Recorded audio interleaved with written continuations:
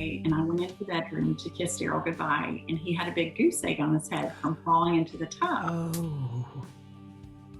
And he reached up and he felt that goose egg, and he said, "What happened?" And I said, "You don't remember falling in the tub last night?" And he said, "I don't remember that," very nonchalantly. And all the bells and whistles went off for me. I was like, if he doesn't remember that, something is terribly wrong. Welcome to Stories of Hope in Hard Times, the show that explores how people endure and even thrive in difficult times, all with God's help. I'm your host, Tamara K. Anderson. Join me on a journey to find inspiring stories of hope and wisdom learned in life's hardest moments. My guest today was born and raised in Florida and currently lives in Birmingham, Alabama. She's been married 37 years to her husband, Daryl, and they have 3 beautiful daughters, 3 awesome son-in-laws, and 9 wonderful grandchildren. For over 20 years, she has been known as Miss Annie in the Birmingham area. She dresses up in a costume every day and teaches school science to over 20,000 children and 35 schools each year. Think of her as a modern Miss Frizzle. She thinks it is the best job ever. However, during the pandemic, she was not permitted to go into most of the schools where she visited. And through the encouragement of her friend Mama Sue, she began Miss Annie's Home and Kitchen on Facebook and Instagram, where she shares recipes, home ideas, and encourages her followers to do hard things. She published her first cookbook in January of this year, and she is a certified life coach where she loves self-help, business, the beach, spending time with her family, doing exercise, and playing sports. I am so pleased to present Annie McDaniel. Annie, are you ready to share your story of hope? Yes, I am. I'm so excited. Thank you so much for having me. Oh, it is truly a joy. And I am excited to bring Annie on the show today. She has so many amazing stories, but I think we're going to focus today on one of her biggest struggles. But before we get to that, one of the fun facts about Miss Annie is that she has loved the Reader's Digest since she was like 10 years old. So tell me about that. Yeah, so funny. My mom and my dad always got the Reader's Digest, and for a little while, of course, I just thought it was a grown-ups magazine, right? And my mom one time just pointed the little magazine out to me and she said, "Annie, I think you would really like to read the Drama in Real Life," which is, so in that little section, and there's a story every month. Drama in Real Life is what it's called. It's just a true story of something that has happened to someone and how they have overcome it, like an attack by a grizzly bear or some kind of accident they were in, or they were lost at sea or whatever. Mm-hmm. Well, I started reading, and I have been reading now, I'm 55, so I've been reading that magazine for 45 years. And every time I always open up to the Drama in Real Life, and I just think I have always been intrigued by people's stories, how they overcome and do hard things. And it's so funny. I got to think about it. I thought that just kind of laid the groundwork for my little life of just seeing how people have challenges in their lives. And it was such a motivation for me, mm-hmm. an inspiration. So, yeah. Well, and none of our lives are without those challenges, right? We're all going to face them sooner or later. Right.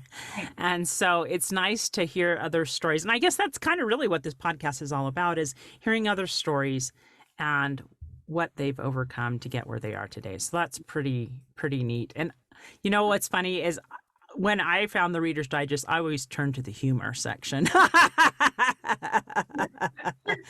So you probably turned to a better section in the magazine than I did, but Well, and what's funny is as I was raising my kids, I always felt like, it was always really hard for me to sit down and read a book. But the Reader's Digest, I could sit down and I could read it and learn things, about medicine or what was going on in the world. So I got a nice little condensed, part of that. But that I do love the humor and uniform and the funny. Yes. Yeah.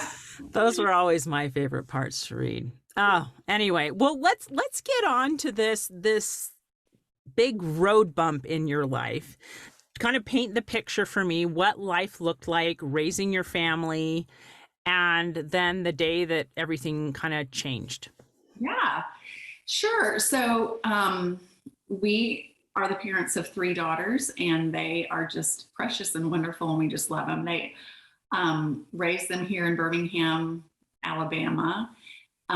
Love being here in the South. I grew up in Orlando. My parents are from Michigan, but we moved to Birmingham 32 years ago for my husband's job, and I immediately just loved the warmth of the South. And you're right here in the Bible Belt, and people, they just speak about God and Jesus. And to me, it just strengthened my testimony. And it's a really cool place to raise kids. And so our daughters were grown. Well, they are grown and they're married. And 8 years ago, my husband was 54 and he suffered a massive cerebellar stroke. And it just came out of nowhere because Daryl was exercising. He was working out with his friends. He played basketball every Wednesday night, just active. And so the way that it happened, though, and I do want to share this because I think this is really important.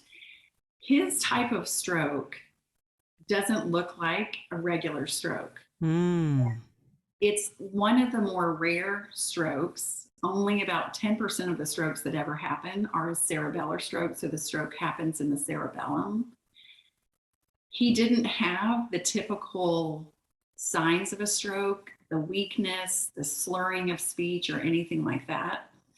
So I'll kind of tell the story of how that happened. And as your listeners listen, I want them to kind of pay attention to kind of the symptoms, because when you hear these symptoms, you'll kind of be like, like they're not the typical stroke symptoms, but I'll tell you the story. So what happened was Daryl and I, it was stormy weather in April here in Alabama. We get a lot of tornadoes during the month of April. And so our neighbor around the corner, her husband was out of town. And so Daryl and I just went on a walk down there to just say, the storm is coming. You let us know if you need anything. And so while we were there, our sweet friend had some kind of a interesting kind of I can't remember, it was kind of a Mediterranean dinner, something different that Daryl had never had before. It had eggs in it, a little spice. So he ate that, and then we came home, and he said, I'm just going to sit right here. And I got in the shower, and I got out of the shower, and I heard Daryl calling my name, which is very unusual for him because it's funny, but he actually never calls me by my name, by Annie. It's usually just terms of endearment that he uses. So when I heard my name, I thought that's unusual. So I came out, and he said to me, something terribly wrong has happened. His eyeballs were flicking back and forth in his head. He said, please get me a bowl. And so I grabbed a bowl for him, and he just started vomiting immediately. He could not pick his head up. He was incredibly, incredibly dizzy. Well, that is the stroke. Really? Yes. So those are the symptoms: vomiting, this eye movement back and forth, the dizziness. But we didn't know that was the stroke. I think if I had seen the weakness, because his mother actually had a stroke, I would have recognized that. Honestly, I thought that maybe he had gotten sick from the food that he had eaten. That was something that was not something that he would eat. So anyway, he said, you need to take me to the emergency room.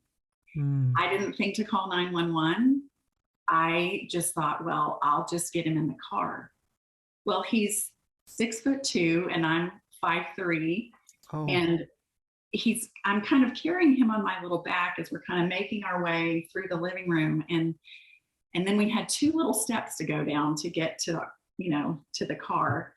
And he said, do you think you can get me down these steps? And I thought, yeah, I can get you down the steps.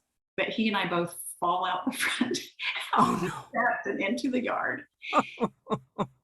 So then I somehow managed to get him again. He almost cannot even, he's leaning so far to the right because the stroke happened in the right side of his cerebellum, which affects balance and equilibrium. So he's just literally almost leaning all the way to the right. He's this big guy. Somehow I get him in the car, drive to the emergency room, take him into the, they come out and they help me get in there. And then they did a CAT scan and they came back and they said, there isn't anything on the CAT scan and we think he has vertigo. Well, what I've learned is it's really, really hard to actually see a cerebellar stroke using a CAT scan because that area is so bony that an MRI actually sees the image better. So they couldn't see that a stroke had occurred. So they sent us home with the diagnosis of vertigo. Interesting. Yeah. So one of our dear friends, Scott Renault, came up to the hospital and then he drove home with me and he literally almost had to carry Daryl in and put him in bed. Wow. So Tuesday comes and he's just in bed and he can't really move. And again, so we're thinking, okay, it's vertigo. And we've heard bad stories about vertigo. He has vertigo. So I went to work that morning and I got home about noon, but I called a vertigo specialist because the hospital gave us these names of, these doctors to call. And so I called them. And this is so interesting because when I called to make an appointment, the lady said, we won't be able to see him until next week. And I said, he'll be dead by then. I don't even know why I said that, but that is the truth of what would have happened. Oh my word. So he started complaining about a headache. And again, I'm having to put him on my back. And when he needed to go to the bathroom, and he doesn't remember any of this, but when he needed to go to the bathroom, I would carry him on my back through the bathroom, pull his pants down, pull his pants up. On this particular day, actually, when I got home from work, he loves to take a shower and he had attempted to take a shower. I could see all of the proof of that. And my towels were strewn, his clothes were strewn, and I come in and he's laying on the bed, naked as a jaybird on the bed, but almost unconscious. He just had no concept of what he was doing. So I tuck him in, I put him in bed. That night I called the elders of our church over and asked them if they would give him a blessing. And personally, my belief is that God just held him right there because he was actually misdiagnosed for 4 days before we found what was going on. So on that Wednesday, I actually do take him to the vertigo specialist. We have that appointment. My neighbors come over, help me get him in the car because, again, he can't walk. I get to the doctor's office and I go in and I say, I'm going to need a wheelchair. And they said, why do you need a wheelchair? And I said, he can't walk. And I just need that. And so we put him in the wheelchair. He sees the vertigo doctor and he's like, tell me what's going on with him. Because at this point, Daryl's not speaking. He's not talking. He's just incredibly dizzy. Again, his eyeballs are moving back and forth. Wow. He's complaining of this headache. His blood pressure was sky high. And this doctor, and through no fault of his own, pulled up the CAT scan from the hospital because his office was attached to the hospital that we met, so we could see those records. So he pulled up that CAT scan and it showed no stroke or anything. So he actually said, I believe that he has a viral inner ear infection. And there's no blood test for that. It's just I'm looking at his symptoms and that's what I think he has. And he's going to be like this for 6 weeks. Oh, right. Wow. So then I put him back in the car with all the help, bring him home. And then I just put him in bed. And then I just spent an hour or so just looking at viral inner ear infection. And he had all of the symptoms of that, of the dizziness and all that, but not the headache. So the headache is really key here because headaches are really common in a stroke. And so then by the third day, Daryl, and this is where God just walks in and just starts showing us, and I believe things were happening so that we could see more clearly what was going on. So he had not really been getting up and communicating very much at all. And he just walked around the corner. And I was so shocked. And he was just standing there. And then he started talking about Harry Potter, of all things. Oh, Yeah, just the weird. He started just like talking very strange and weird. And I'm like, something is going on here. I don't understand this. So we went to bed that night, though. And in the middle of the night at 3:00 in the morning, and this is so key to the story, is he had gotten out of bed and I didn't know that. And I hear this loud crash. And I jump out of bed and I go into our bathroom, and Daryl is laying in the garden tub and he's just staring at me. And I was like, Daryl, what in the world? And he really couldn't talk to me. And what had happened was he had tripped and fallen in our tub. And I said, it's 3:00 in the morning. And I'm like, Daryl, we have to get you out of here. But he could not comprehend what I was saying. He didn't know what was going on. And I didn't want to call anybody at 3:00 in the morning. So yeah. very loudly, I said to him, Daryl, you have to help me figure this out. And so somehow he came to some consciousness, and he's always been able to help me figure out everything. And he just very clearly said, put your foot here. I'm going to do this, do this. So I was able to, through leverage, I was able to get him out. And I put him in bed. I ran upstairs and I just kneeled down at the couch up there, and I just prayed and prayed and prayed. I was like, Heavenly Father, please help me figure out what is going on with Daryl. Well, him falling in the tub was key to me realizing the next day that he needed to go to the hospital again.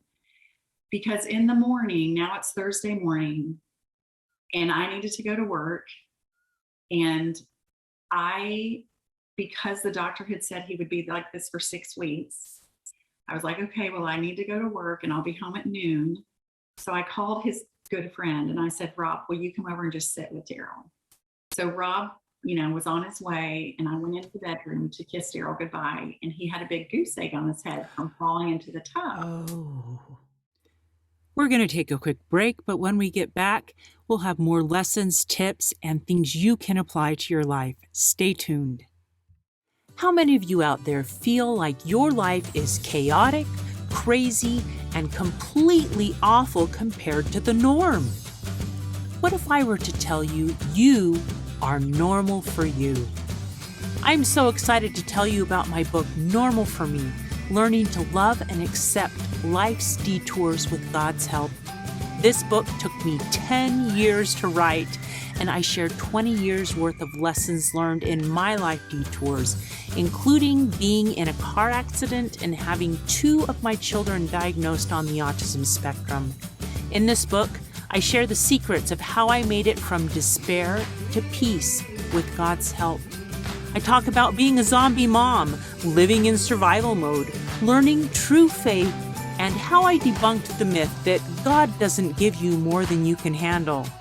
Normal for Me also includes a bonus diagnosis survival guide at the very end of the book, in which I share 12 tips to survive and thrive in tough times. So, what are you waiting for? Grab your copy of Normal for Me today on Amazon or on my website, TamaraKAnderson.com. And I went into the bedroom to kiss Daryl goodbye, and he had a big goose egg on his head from falling into the tub. Oh.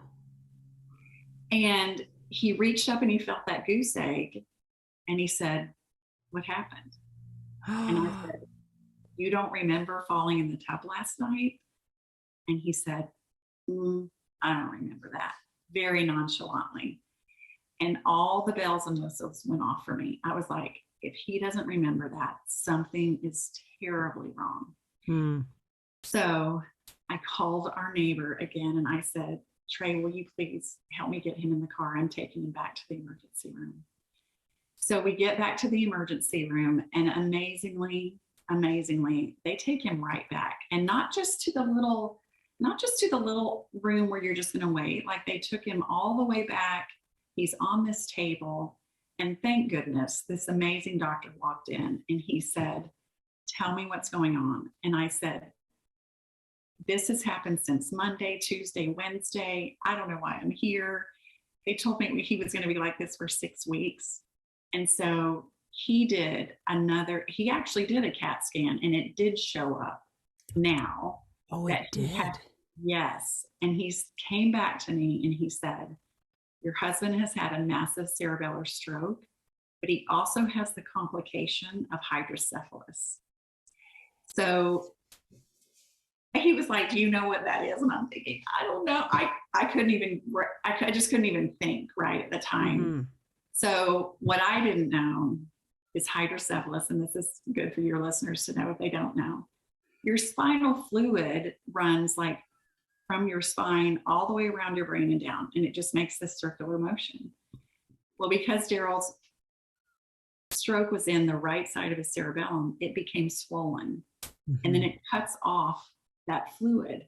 Oh my. So he developed this hydrocephalus, which is very common in this kind of stroke. And most people don't die from the stroke. They die because they're misdiagnosed, and then the hydrocephalus sets in, which then the pressure of that fluid pushes on the brain and then pushes your brain down into your brainstem.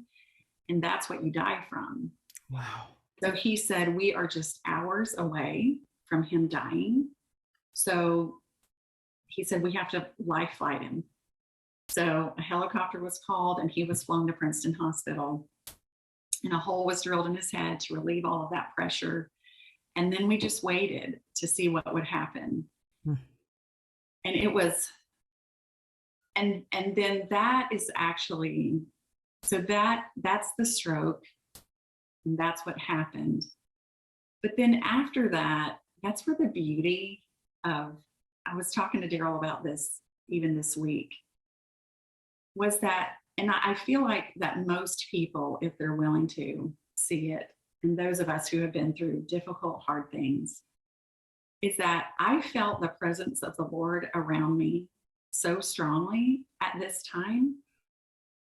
It was so profound that even though it was so crazy and so hectic, I felt some sort of this little bit of peace kind of wash over me. Mm-hmm. So that night, so he's had this surgery, and I could have stayed at the hospital. I could not stay in the room with him in ICU. And I didn't really want to stay in the waiting room because it was crazy and hectic, the way they did. And all of our friends were there, and they were so wonderful. And they were like, you can't go home by yourself. We'll come home with you and all the things. But I know myself. And this is the part where I think that as a caregiver, like, it's important to recognize your needs. And it was hard for me to tell my friends no, but I also knew that I needed to get home and I needed to be by myself because I needed to cry it out. Mm-hmm. I needed to pray it out. And I didn't want anyone to say, are you okay? Or anything like that. I just needed to just do all that. Mm-hmm. But on my drive home, I was just driving home, and I was just thinking about everything. And then a talk that I had heard at a women's conference by Elaine Dalton in 2008. And she spoke about, I can do hard things. And honestly, I don't remember much of the talk except for that part.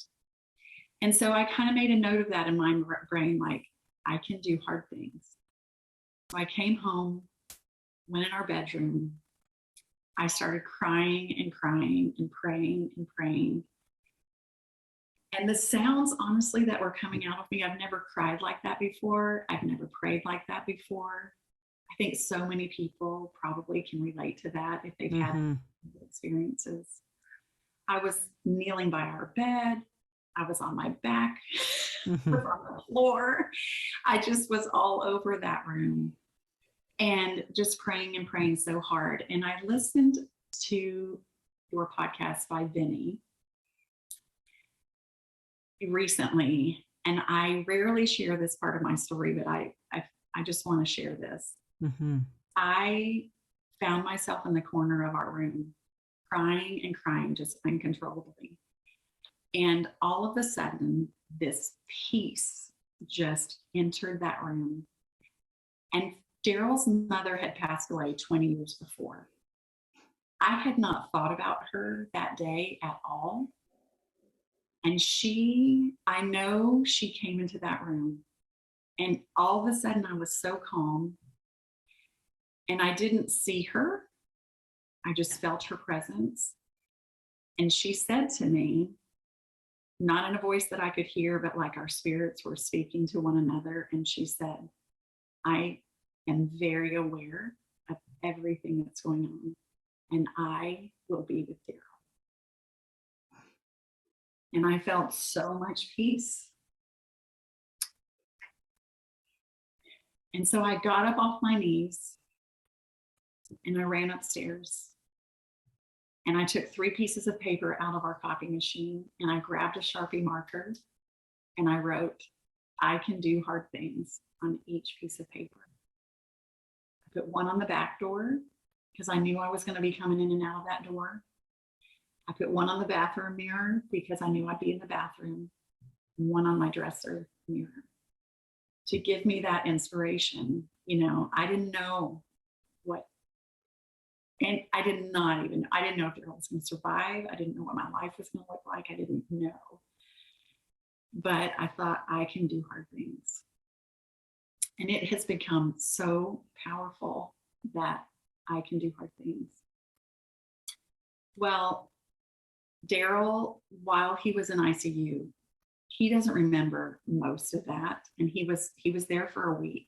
But when the doctor spoke to me, he said, when his neurosurgeon spoke to me, he said, he will be here at least 6 weeks, and he may not get out.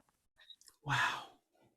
And so a week later, every day I saw little tiny miracles. I learned so much during that time. I would get in my car every morning and I would just pray and believe that God loved Daryl and I, and that I knew that I had to accept whatever his will was. Mm. And that meant whether he lived and had all kinds of handicaps, Mm-hmm. whether he lived and didn't have any deficits, or whether he died, I just decided to believe that God was truly my father, and he was looking out for both of us. Mm-hmm. Daryl was the only person in ICU in that stroke unit that could even eat. There were people around us dying. I remember being in the elevator one time with the husband and his son, and the mother had passed away. Oh. And I remember getting home and feeling almost guilty for Daryl making progress and everyone else not. And so, but I remember the Lord saying to me, he was like, I know everybody's story, and I'm in control, and I've got them, and I've got Daryl, and you are not responsible for any of that. Mm. And it was just a beautiful awareness for me, that I could let go, I could just appreciate what God was doing for me, but understand that he also understood everyone else. Mm. So then we went to the rehab center, and Daryl was in a rehab center for another week. But the beauty of all of that is that, again, as your listeners are listening, and there are so many of us that become caregivers. And I think what's important is that, and I don't know why or how I've understood this, but in the middle of all of it, I knew that it was important to take care of me. Mm-hmm. And on some really particularly hard days, I just would find the chapel at the hospital, and I would find the chapel, and I found the chapel at the rehab center. And I also knew where the Coke machine was. Get myself a Diet Coke and a Snicker bar. And I'd go into the chapel and I would just pray and pray. And I'd drink my Diet Coke and have my little Snicker bar. And it just brought me so much comfort to be in the chapel and just be able to, and most of the time I was there all by myself. And I could just talk. And so I think when you are in the middle of caregiving, that it's important that you take a little time out, like go on a walk. I mean, once we got home, oh my gosh, it was physical therapy. It was every day. It was all of the things. So, but anyway, so we were in rehab for just a week, which is a miracle. Mm-hmm. As we were leaving, his precious nurse just took me in her arms and she just whispered in my ear and she just said, "Stronger every day." And what I took from that is even the tiniest thing, because Daryl couldn't take a shower on his own. He struggled to brush his teeth. Oh my gosh, just all of the tiny things that we take for granted, he could not do. But then he figured it out little by little by little. And we put up signs that said, "I can do hard things," and "Stronger every day" in our house. And he just believed it. He wanted so badly to get back to his life. You know, at the rehab center, he's sitting there, he's 54. And he said he looked around and he's in this wheelchair and everybody else are in wheelchairs and they're like 80 and 90 years old. And he's like, "How did I get here?" Mm-hmm. It was, anyway, but so Stronger Every Day and I Can Do Hard Things have become just these powerful mantras in our life. One of the most powerful things I learned through that experience was to be willing to look for the miracle every day. The tiny little things that God is showing us, that he's aware of us. And I've continued that to this day. Just, I'm grateful for the beautiful flower that blooms, and I speak that out loud. You know, I'm so thankful for that beautiful, thank you, God, for showing me who you are. Mm-hmm. So. Wow.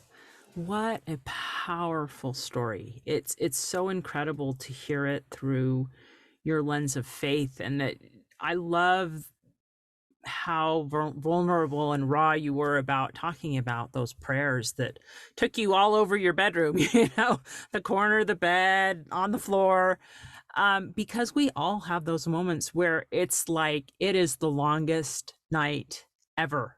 You know, you feel like it's never going to get over and you're never going to get through it, and you're just pouring your heart out to God and begging for help, begging for something. And what a blessing that your answer that night was an angel, you know, that Daryl's mom came and reassured you that she was going to be there when you couldn't.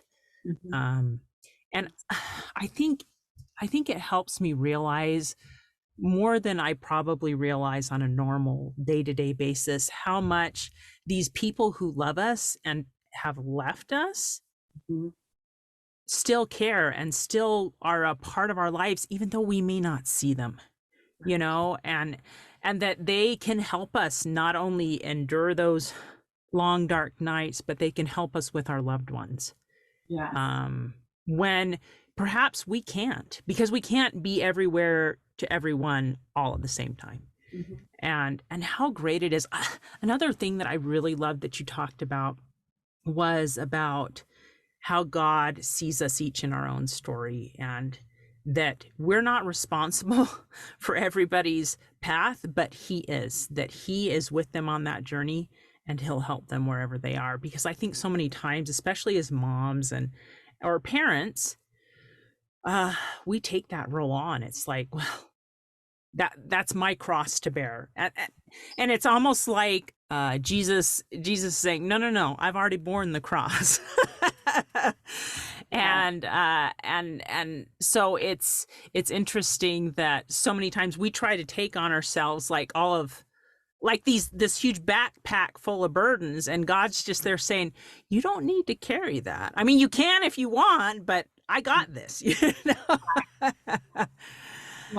And I'm so glad that you bring up the cross too, because one of my, I was taught such a beautiful lesson, and I've really learned to I just love this so much. One of my precious friends who had such a challenging upbringing, and she um, was raised in the Baptist faith, and she said that she would go to girls' camp, and she said that, there would be a cross, and she said, they would have an opportunity to write down, like on index cards, like all of the burdens that they were carrying. Mm. And this precious friend of mine was adopted at 12 years old. Oh. And had, just kind of a tumultuous childhood. And then at 12 years old, was adopted by this beautiful Christian family. And so here she's at this girls' camp, and she said, she would write down all of her worries and concerns and everything. And then she would take all of the girls would take all of their worries and their concerns and their burdens and go pin them on the cross. Oh. Like that he has already borne this, and to take your burdens and put them there.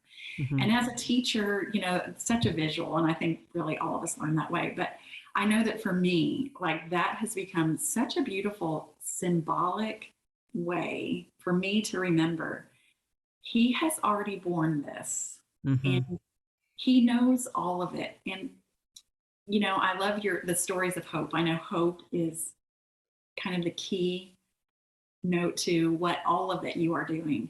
And that was one thing that Daryl and I also learned, the power of hope. Because I don't know what I was thinking, like forever. I've just thought, I know faith is important, love is important, but hope was like this. I couldn't, charity was important, but like, let's talk about hope. Well, so I remember one day, Daryl and I, just weeks after his stroke, and we were just talking about what had happened. And then he shared, we were talking about the importance of hope. And he said to me, he said, my testimony of hope is just growing and growing, because he said, I hope that I will get better. I hope that I'll be able to walk again. I hope that I'll be able to not be as dizzy. And then he said, and only the Lord knows exactly how I feel and exactly what's going on in my head. Like I have so much hope in Christ because he completely understands. So ever since then, I don't know, it just has opened up my eyes to what hope and the power of hope in our lives. Like if we don't have hope, like we need hope in our lives, to just move forward. Yeah. Doing the good things and the hard things. Yeah. So. Yeah. Well, and I love that part of your self-care routine involved Christ in it, that you would go to the chapel and that you made him part of your hope. Right. And that's where true hope really comes from. It's hope in Jesus Christ that all things will work out in the end, whether it be in this life or the next, everything's going to work out, but sometimes it's just that hope that, okay, well, if it doesn't work out how I'm wishing it would, that in the end, I'm going to trust you with this, that you got this, and you're going to carry me. You're going to make me strong enough to carry this burden. And it's really not by ourselves. I love your, I can do hard things. One of my mantras since just everything that I've gone through, especially with 2 kids on the autism spectrum, is I can do all things through Christ who strengthens me, from Philippians 4:13. And that really, I love your mantra there of I can do hard things, because through him, he empowers us to just day by day get gradually stronger and stronger with his help as we kind of, I love the mental image of you carrying Daryl, because I think Jesus does that for each of us. We're falling over and I'm just not strong enough to do it on my own. He's like, I got you. Right. Except for him, he's like big and strong, and he's big enough and strong enough to carry us through that. But we have to make that time to allow him to do that. That connection. Yes. Well, and honestly, I had probably one of the most profound spiritual experiences. Well, I had so many through this experience, but so Monday, Daryl had the stroke. Thursday, we had the answers. And so Friday, Saturday, Sunday comes. We still don't know what really is going to happen with him. And I remember just walking out of his room and finding a very quiet place and sitting in a chair and deciding, again, like to turn it completely over to God. And it was a physical experience. It was emotional. It was spiritual. And it wasn't easy because I didn't want to let him go. Yeah. But I didn't want him to have deficits either. I mean, it was just like, I wanted it to be what I wanted it to be. And then I just decided, and anyway, I remember just sitting there and spiritually, emotionally, physically, releasing all of it to him. And then I finally understood what so many of my precious friends say around me: just give it to God. Mm-hmm. And I was like, this is what it looks like. And then from then, moving forward in my life, now we're 8 years out. Yeah. Tell me where you're at now. Oh my gosh. Daryl just, he still has some deficits that are you would never see them. You don't see them. He struggles sometimes with dizziness. Well, every day he's dizzy, but he can manage it now. But from the Stronger Every Day and I Can Do Hard Things, I began posting on Facebook. I hadn't really posted ever until that happened. And I would just kind of update everybody every day on what was going on. And I would end it with Stronger Every Day, I Can Do Hard Things. And from those posts, little did I know that God was going to take this experience that Daryl and I went through, ashes, and turn it into a thing of beauty, because so many people began reaching out to us saying, I am in education, so I would have teachers say, I'm working on my master's, and Miss Annie, I can do hard things. And, people who were wanting to run a marathon, Miss Annie, I can do hard things. Like, hard things doesn't always mean trials, getting through the hard things. It can also mean doing things you really want to do.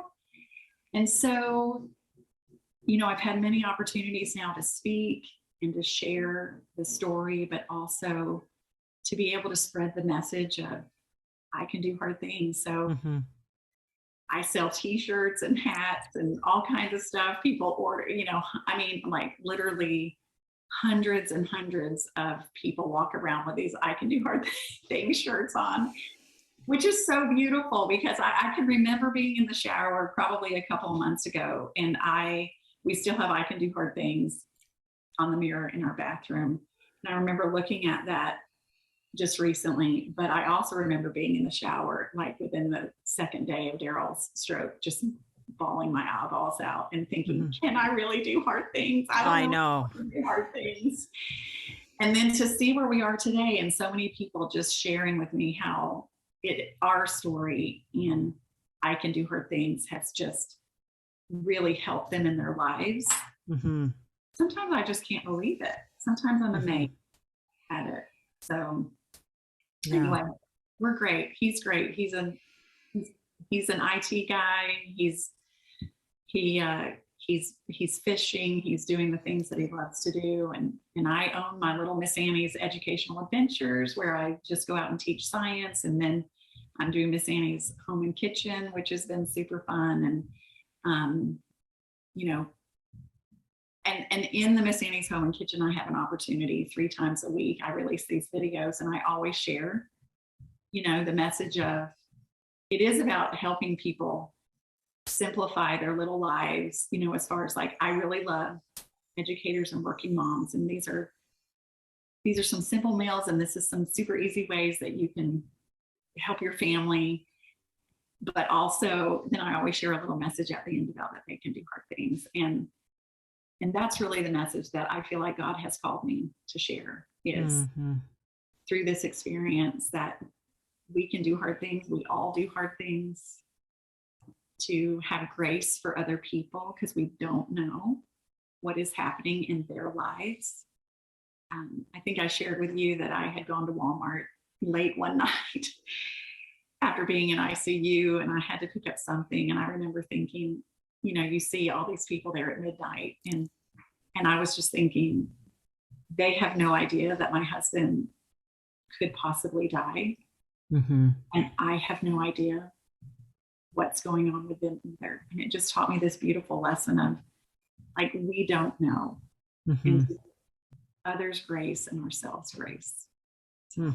Oh, that is beautiful. I really, really love that. I love that it just kind of gives you a different perspective when you look at people, when you try to look at them through the eyes of grace. Yeah. Now, Annie, do you have a favorite Bible verse that has become meaningful to you through all of this? I might have shared it, and if so, I apologize. Well, I love it. So too, I think, the one, I can do all things through Christ, but I love to insert that word, I can do all things, which also means hard things. Who strengthens me. And then the peace I leave with you, my peace I give unto you, not as the world giveth, give I unto you. Let not your heart be troubled. What does it say? Let not your heart be troubled, neither let it be afraid. Or let it be afraid. Right. Yeah. Peace is my favorite feeling to feel. And I love to do, things in my life that help me to feel that peace. So anyway. What are some of those things, really quick before we go? What are some of those little things that help you feel peace? Well, I find a lot of, so I exercise every day.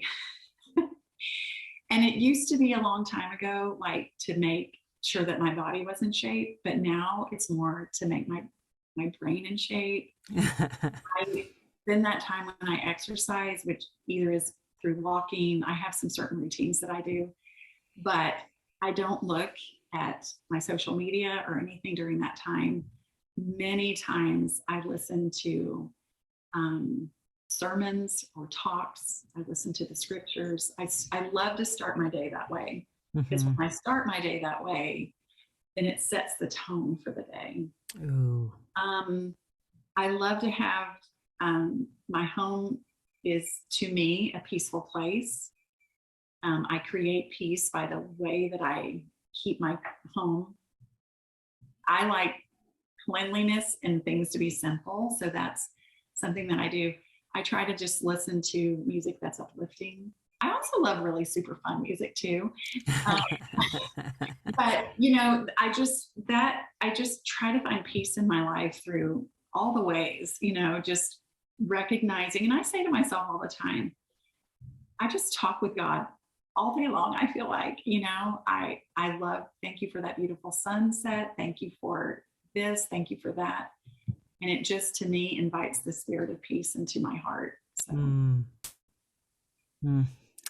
Those are all key things that I've found to be super helpful too. And I love how you said that spirit of gratitude also invites peace. And sometimes that can be hard when you're going through something particularly difficult, to look at things through the lens of gratitude. But how beautiful it is, to be able to incorporate that into our lives, because it really does. I think that is God's answer to gratitude, peace. Yeah. You're thankful. Here's a little bit of peace for you. You know what I mean? So at least we're gonna say that, okay?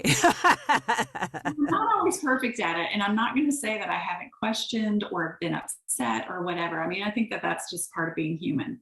But I think that even though when we cry out and when we're upset and we're angry, God can handle that.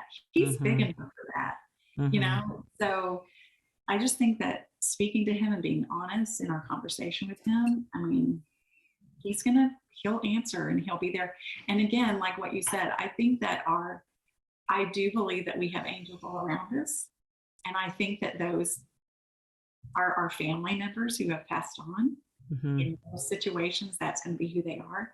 And they're cheering us on. I think God gives us everything that we need. We just have to see it with those eyes. So, I love how you said we have to see it.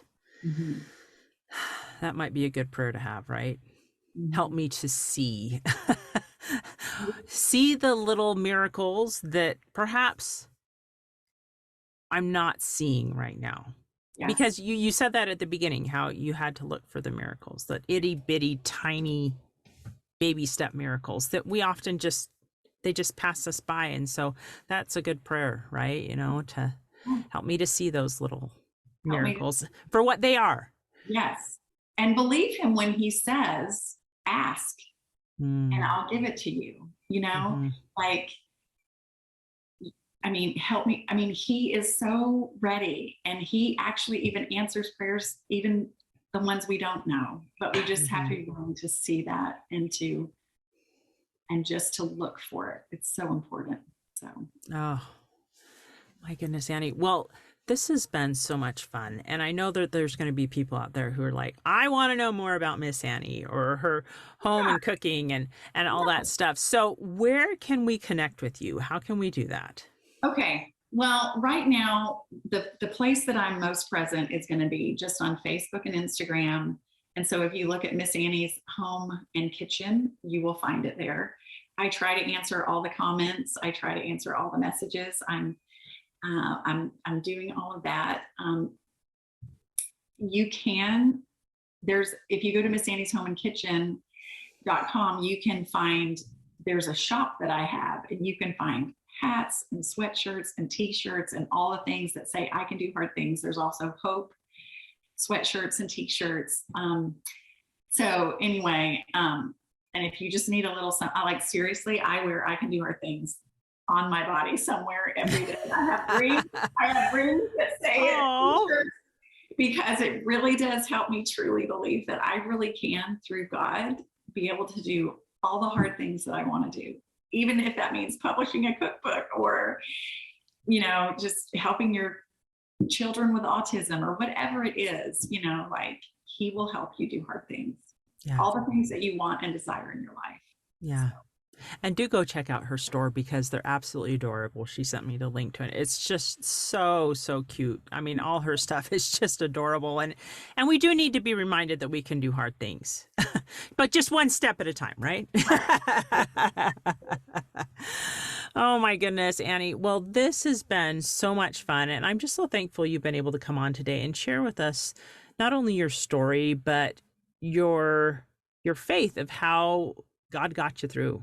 You know, just one baby step at a time, and that you're stronger every day and that you can do hard things. And I think those are things we can all get behind. We need to remind ourselves of that every day.